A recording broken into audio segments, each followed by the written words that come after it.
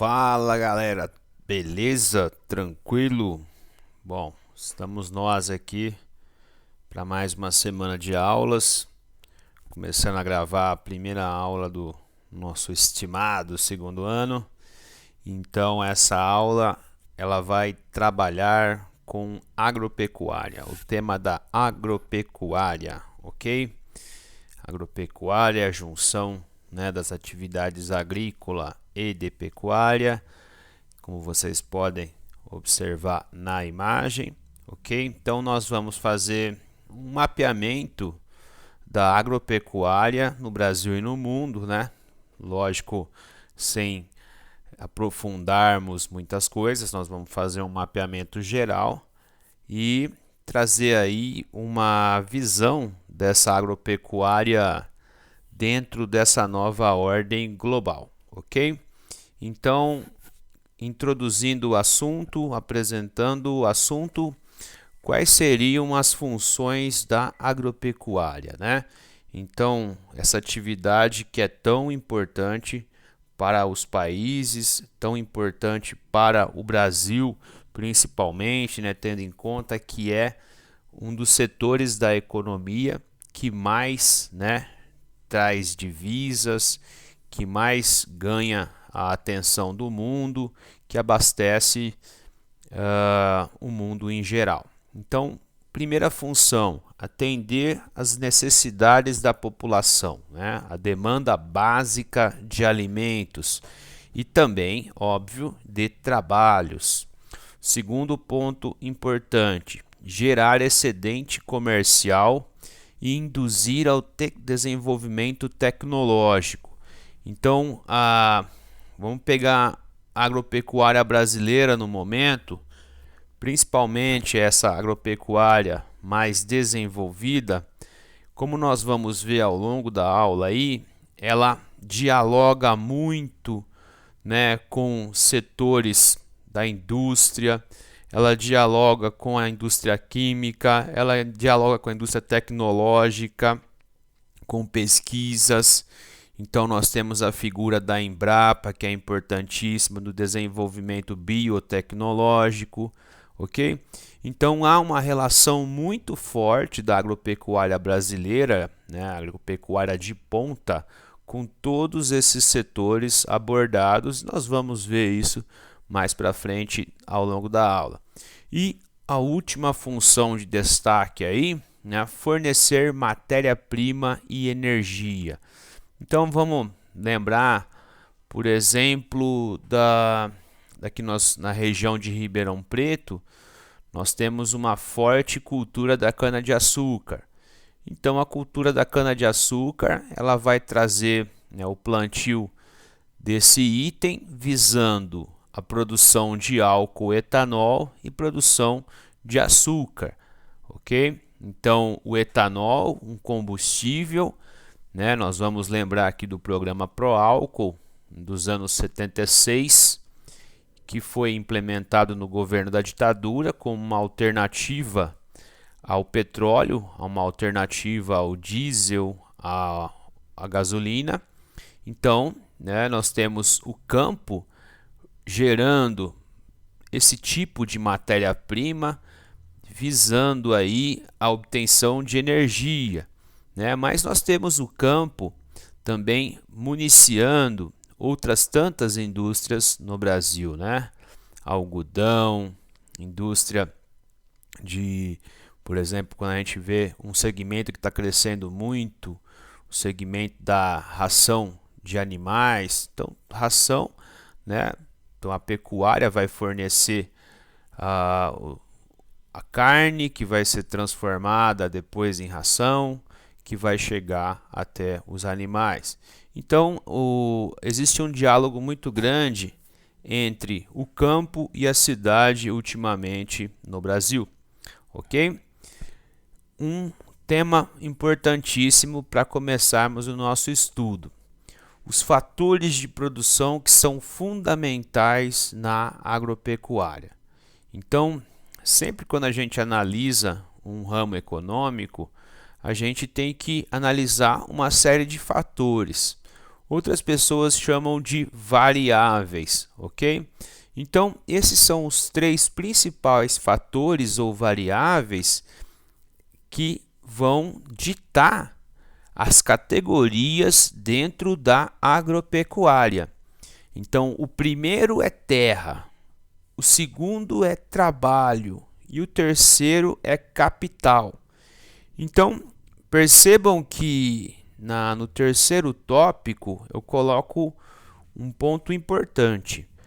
Conforme a intensidade de uso de cada um desses fatores, podemos classificar os sistemas de produção em extensivo ou intensivo.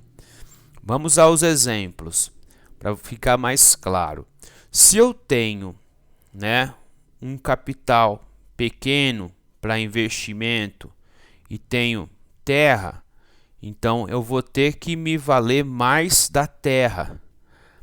Então, por exemplo, quando nós trabalhamos com categorias de agricultura extensiva ou pecuária extensiva, nós não vamos ter tanto dinheiro para investir, em tecnologia, em profissionais, insumos. Então, nós vamos ter que nos valer da terra. Então, o nosso produto, dentro de uma ótica mais moderna, ele não vai ser tão valorizado. Tanto que os produtos oriundos de uma agricultura ou de pecuária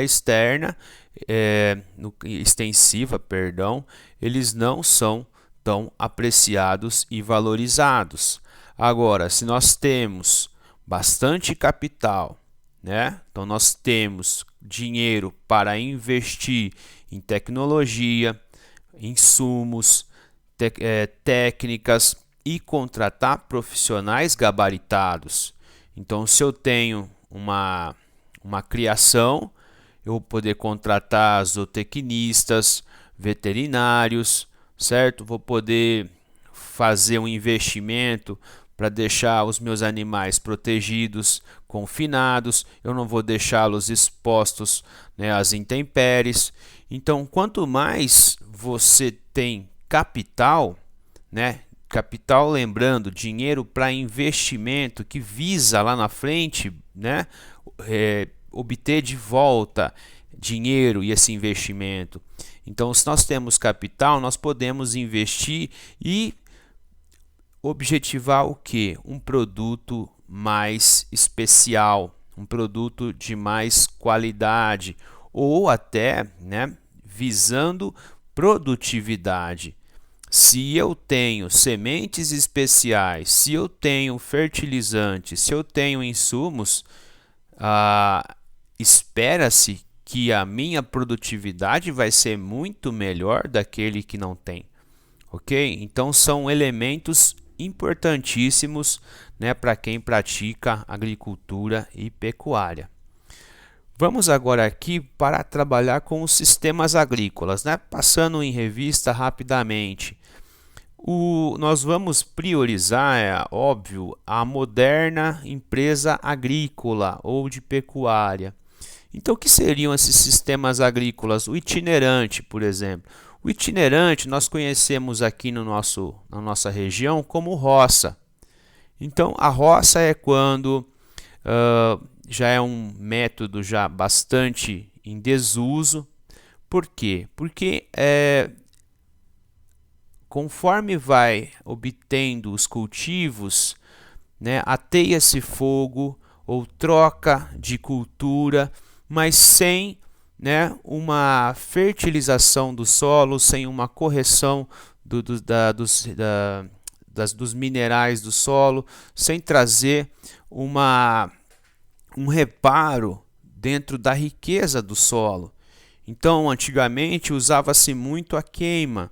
Então, a queima dos cultivos, como antigamente se queimava a cana, a queima ela vai tirar a umidade, vai tirar os sais minerais do solo, aquela coisa toda. Então, empobrece o solo. Então, é um estilo de sistema agrícola muito parecido, muito alinhado com agricultura ou pecuária extensiva, mais agricultura extensiva, né? Já a jardinagem, ela é típica de lugares em que as pessoas adaptam o terreno e o clima ao cultivo, certo? Então, são técnicas tradicionais, oriundas de outros povos, né, do passado, que são transmitidas, que são reproduzidas.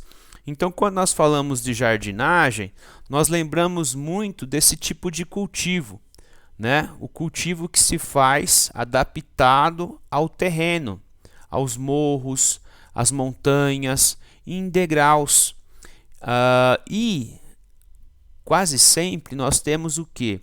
Uma situação em que não existe irrigação artificial. É o próprio, como eu disse, o tipo de manejo, o tipo de categoria é que existe uma adaptação do terreno e das condições climáticas com o cultivo. Existe uma adaptação dentro da geografia e do clima do lugar, tá certo? Então a gente se lembra bastante da produção de arroz no Sudeste Asiático, no Japão, aqui na América do Sul, em áreas de montanha como dos Incas, né, se aproveitava toda a água das chuvas, né, de época de chuvas, fazendo a adaptação do cultivo ao terreno em degraus, como vocês estão vendo aí. E a formação em degraus ela é interessante porque ela evita a erosão. Percebam que nesses degraus há todo um sistema de drenagem. Então são coisas interessantes, né? Métodos tradicionais de cultivo. Outros sistemas. O plantation. O plantation a gente se lembra muito quando a gente trabalhou, né, quando a gente vê em história as produções de açúcar, de algodão, de café, né, no Brasil colonial. Então nós temos o que? Uma grande propriedade monocultural voltada para a exportação, né? Então, se pensarmos aí ou no algodão ou no açúcar brasileiro e depois no café, foram todos, né, o sistema agrícola presente era o plantation e com mão de obra escrava, né? Somente depois, com a abolição da escravatura, que passa-se a usar a mão de obra livre, ok? Existem aqui no Brasil o plantation ele está muito ainda atrelado a uma cultura, a uma agropecuária extensiva. Só que não é, vocês talvez se forem se deparar um dia com, né, quem for fazer um curso de engenharia agronômica, por exemplo, sei lá, uma economia, administração mais voltada para o agronegócio e tomar contato com alguma leitura oriunda dos Estados Unidos, vai perceber que se usa o termo plantation para as grandes propriedades mais modernas, ok? Então, dependendo do lugar, o conceito, o sentido vai variar um pouquinho, né? Então ele vem passando por mudanças, como eu aponto no slide. Outros sistemas agrícolas que são um pouco estranhos da gente, os híbridos, né? Porque é um termo em espanhol, um termo mexicano, é um sistema de propriedade coletiva. Então a propriedade é de todos, todos trabalham para produzir, e o kibbutzim, que é um típico, é também uma propriedade coletiva, mas em Israel, muito moderna, né? Muito permeada de tecnologias, mas ela carrega esse sistema coletivo. Então não há propriedade privada dentro de um kibbutzim. Você está dentro, você pode até ter sua casa dentro de um kibbutzim, mas a terra é de todos, tá certo? Então é uma experiência muito interessante que tem em Israel, né? Recomendo que quem tem curiosidade pesquise para saber mais. Tranquilo? Passemos então para o ponto alto da nossa aula aí, que fala sobre modernização da agricultura global, inclusive brasileira. Pausinha para água. ok? Então vamos lá trabalhar com o que seria, né, as características dessa modernização da agricultura global e brasileira também em boa parte do nosso país.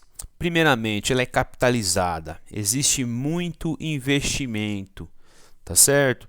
Esse investimento, ele pode ser, como nós vamos ver mais à frente, ele pode ser tanto privado, quanto ele pode ser, né, de uma família, uma pessoa dentro de uma família, ou ele pode ser de transnacionais.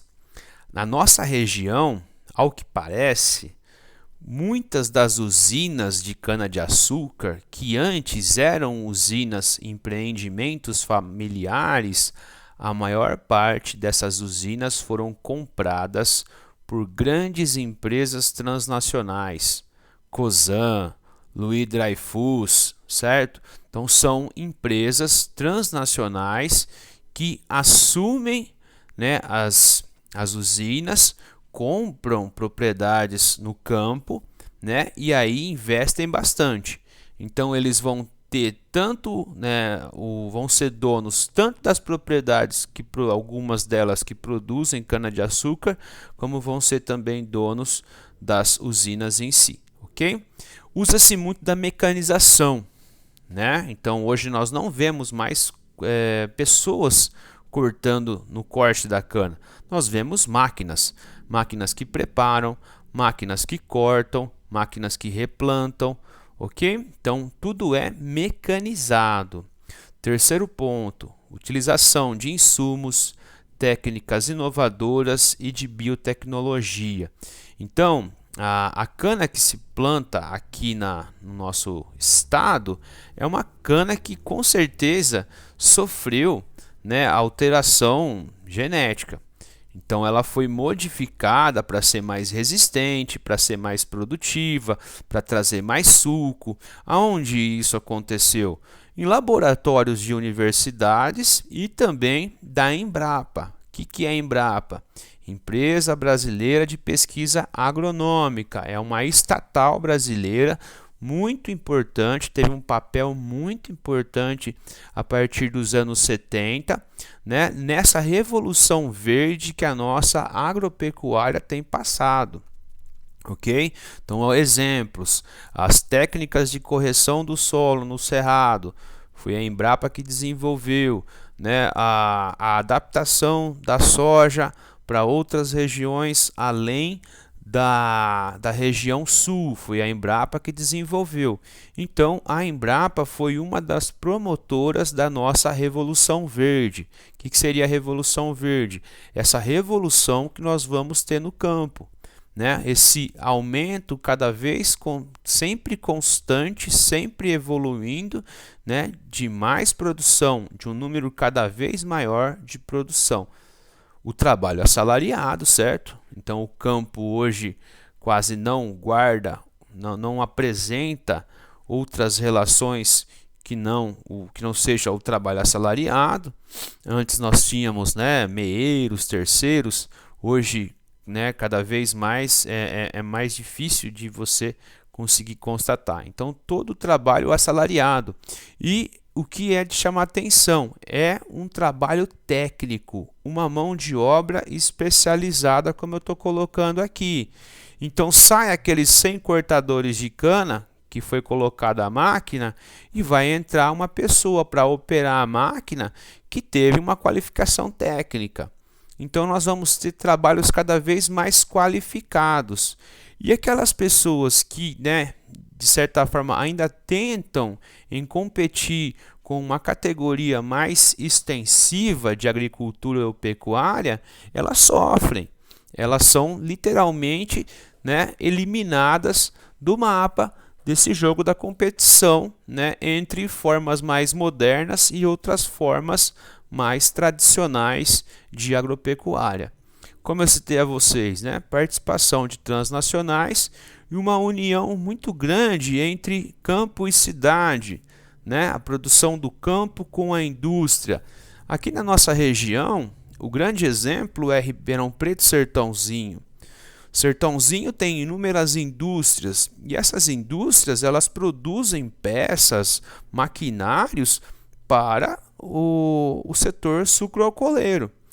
Então, nós sempre trabalhamos já no começo do ano e vimos que a agricultura e a pecuária sozinhas, elas representam um pouco do PIB, somente o número delas, né? Quando não vai haver interação com outros setores da economia. Só que quando a gente faz essa conjugação dos valores do campo com os valores da indústria, nós temos um aumento considerável do PIB, né? Como nós estamos vendo aí. Aí ele já vai para quase 1/4 do PIB, ok? Então existe uma interação muito grande. Por quê? Porque muitos de vocês têm propriedade agrícola, né? Pensando no meu segundo ano do Colégio Anjo da Guarda. Muitos têm propriedades, muitos têm famílias com sítios, fazendas. Então eles sabem, eles percebem que se compra máquinas, que se compram implementos agrícolas, que se compram insumos como fertilizantes, pesticidas, certo? Então isso está sendo feito aonde? Nas cidades, nas indústrias, ok? Então a indústria química, principalmente, a indústria tecnológica, a indústria de máquinas, tá certo? Então cada espaço, né, vai enviar produtos para o outro. Então a indústria compra matéria-prima agropecuária do campo e a beneficia transformando em produto.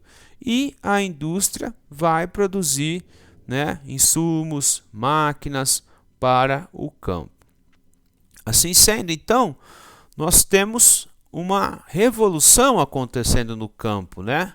A chamada Revolução Verde, a Revolução Produtiva. Então, segundo a nossa apostila, a Revolução Verde consiste num conjunto de transformações técnico-científicas ocorridas no setor agropecuário, visando sua modernização ao aumento da produtividade e produção. E é interessante vocês diferenciarem o que é o aumento da produtividade e da produção. A produtividade, ela acontece quando você consegue produzir mais no mesmo espaço, certo? Com o quê? Com investimento, com semente, com fertilizante, ok? Então, o que nós vemos todo ano é um aumento dessa produtividade, principalmente com esses grãos básicos, milho, trigo e arroz, ok?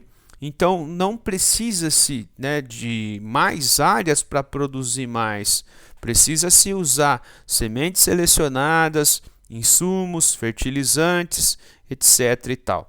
Então o campo pegou carona no processo de modernização, né, e faz essa revolução acontecer. Tranquilo? Então, em síntese, como que, né, acontece, a partir do que acontece essa revolução verde? A partir da aplicação do uso intensivo de máquinas, tratores, colheitadeiras, né, fertilizantes, insumos químicos, pesticidas, sementes especiais, pensando a pecuária, rações e medicamentos e sistemas de irrigação moderno. Ok? Então, quando você monta um sistema de irrigação moderno, você não precisa mais depender do clima. Tranquilo? Se você depende do clima, se acontece um regime de exceção climático, você está arriscado perder toda a sua produção do ano e ter aí um baita problema. Então, por exemplo, hoje nós temos o gotejamento, que é uma tecnologia que não é tão cara, ela não demanda de tanta água assim, dependendo, lógico, né, da propriedade, e ela vai trazer boa produtividade. Então, se alcançou com isso uma alta produtividade, tá certo? Então, nós temos visto todo ano a produção dobrar, né? A produção de alimentos crescer bastante. O único problema, galera, né, é que existe nisso tudo uma espécie de lado B, né? O que seria esse lado B? O lado A é o lado positivo, o lado B é o lado meio negativo. Então, o que nós estamos vendo aí, né? Estamos vendo acontecer no campo brasileiro? Não muito aqui na nossa região, não muito aqui no estado de São Paulo, né? Mas principalmente no centro-oeste e norte. Um aumento do desmatamento muito grande, né? Áreas verdes sendo substituídas, né? Áreas naturais como o cerrado, como a floresta amazônica, sendo substituídos por cultivos, e muitos desses cultivos são cultivos de exportação, como soja, como laranja, como milho, ok? Então, às vezes, essas grandes propriedades que vão se formar nessas regiões, como a região centro-oeste, como a região norte, elas não vão estar preocupadas muito em atender à demanda dos consumidores nacionais. Elas vão, né, atender a demandas globais, como a demanda chinesa por milho, uma demanda chinesa por soja, ok? Então nós vamos ter um impacto ecológico bastante grande. Muito porque também, né, quando você monta uma gigantesca propriedade monocultural, você vai trazer um desequilíbrio ecológico muito grande, ok? Então vocês podem ver isso bastante bem em biologia. Então nós vamos ter esse impacto, né, ecológico de um lado, ambiental, né, a contaminação do solo, dos mananciais de água por veneno. Então já tem inúmeras pesquisas de universidades do centro-oeste, do norte, que estão mostrando para a gente que o aquífero Guarani, por exemplo, a quantidade de elementos químicos oriundos dos pesticidas, dos venenos, ele é muito alto. Então vai sempre ter um lado B. Sem contar o que, né? Que muitos pequenos e médios proprietários, eles não conseguem competir com essas grandes empresas agrícolas, né? Essas grandes empresas do ramo da pecuária. Tranquilo? Muito por conta de que, né? Usa-se muito hoje em dia os transgênicos. Transgênicos são os chamados OGMs, né? Organismos geneticamente modificados. Esses transgênicos, no Brasil, nós temos ele representa um tema muito polêmico. Por quê? Porque o Brasil é o país que mais aprova transgênicos no mundo. E o que mais aprova num menor espaço de tempo. Qual é o problema disso? O problema disso representa que para, né, você colocar um transgênico para ser aplicado no campo, é necessário pesquisas de impacto, tanto na saúde humana quanto no meio, né? Vamos chamar meio ambiente, sabendo que é uma redundância. Mas teriam que haver, então, mais pesquisas assegurando para nós que aquelas sementes elas não vão trazer um impacto negativo na saúde humana e que também não vão representar um perigo para, né, o meio em si. Então, elas têm, lógico, o seu lado A, né? Então, as plantas vão ser mais resistentes, vão ser mais adaptáveis, vão, de certa forma, produzir mais, ok?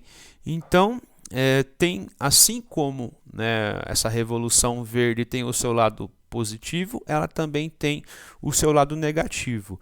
E outra coisa a se chamar a atenção é que existe quase uma monopolização do processo, né, da oferta de produtos. Então vamos tentar entender isso aqui que é um pouco complexo. Então a Bayer, né, ela é uma das maiores empresas do mundo do setor de insumos químicos, certo? De fertilizantes, de pesticidas, de farmacêutica. Ela é um grande conglomerado. E ela comprou a Monsanto. E o que a Monsanto é? A Monsanto ela é uma das maiores empresas do mundo no setor de biotecnologia.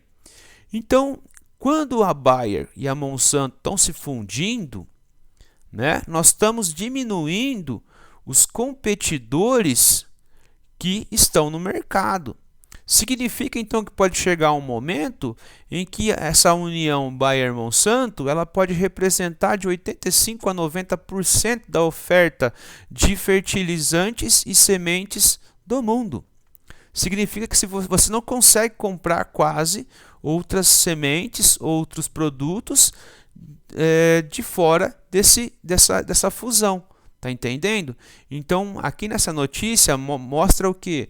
Né? Que autoridades antitruste, então por isso que vocês têm que entender o que vem a ser um truste, né? Aquela recomendação que eu fiz para vocês verem as aulas do Etapa foi para isso, para vocês terem uma ideia do que representa cada conceito desse.